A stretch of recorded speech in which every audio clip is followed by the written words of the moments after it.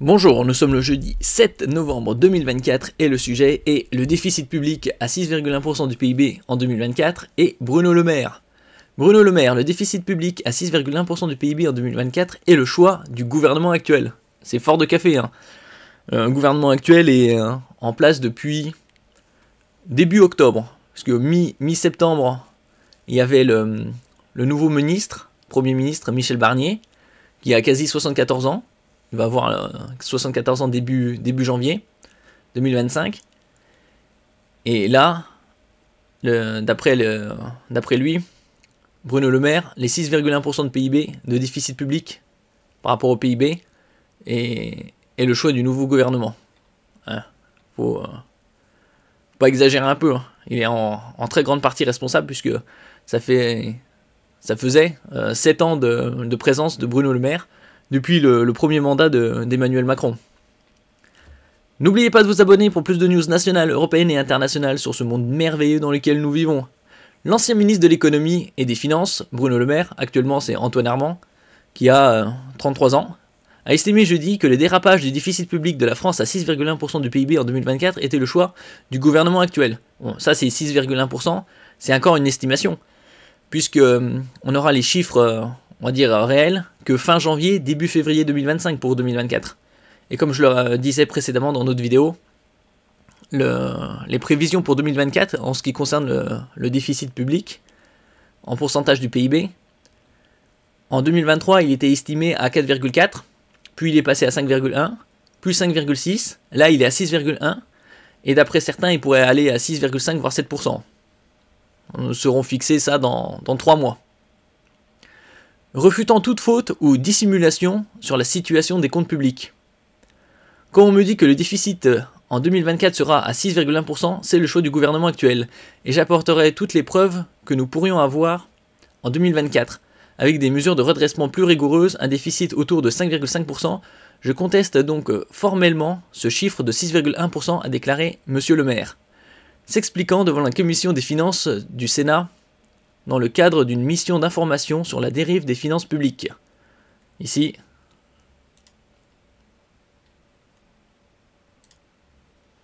Quand on me dit que le déficit pour 2024 sera à 6,1%, c'est le choix du gouvernement actuel. Je vous apporterai toutes les preuves que nous pouvions avoir en 2024, avec des mesures de redressement plus vigoureuses, un déficit autour de 5,5%. J'assume toutes mes responsabilités. J'étais le chef de cette administration. Et comme chef de cette administration... Sauf que quand il disait 5,5, c'était au début de cette année, vers mars. Et aux alentours de août-septembre, il nous avait dit que finalement le déficit serait aux alentours de 5,6%. Puisqu'au début de l'année, il parlait de 5,1% pour 2024. Et après, il parlait de dérapage à 5,5 pour 2024. Et ça, il l'avait annoncé fin août, début septembre. Juste avant de faire la passation vers le nouveau Premier ministre et nouvelle équipe. L'administration des finances, j'endosse toutes les responsabilités de mes services. Mais il n'y a eu ni faute, ni dissimulation, ni volonté de tromperie.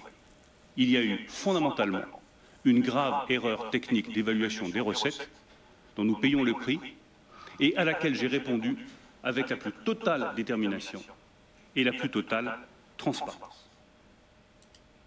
En même temps, Bruno Le Maire n'a jamais été très fort en maths, hein. Donc tout s'explique.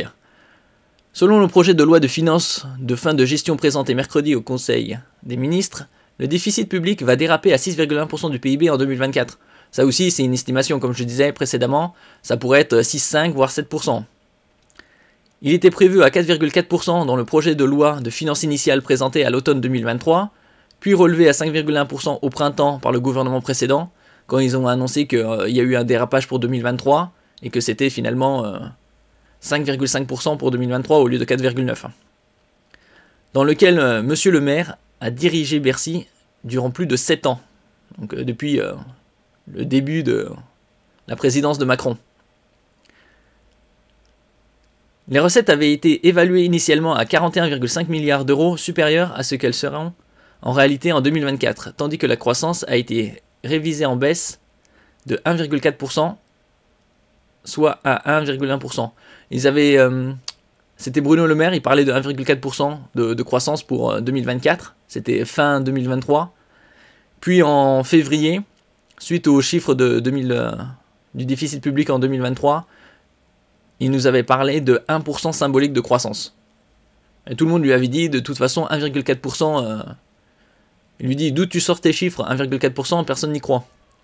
Et même 1% symbolique, c'est très haut. Monsieur le maire a insisté sur le fait que jamais, à aucun moment, ni le cabinet, ni a fortiori le ministre ne disent un mot sur l'évaluation des recettes, qui est un exercice technique. Il y a une étanchéité totale, a-t-il complété. Le ministre ne se prononce pas, la politique ne se prononce pas, et d'ailleurs, c'est peut-être une bonne chose, parce que si la politique commençait à se mêler de l'évaluation des recettes, on créerait à la manipulation. Où il y a pas mal de manipulations sur différents niveaux, et surtout au niveau de l'économie.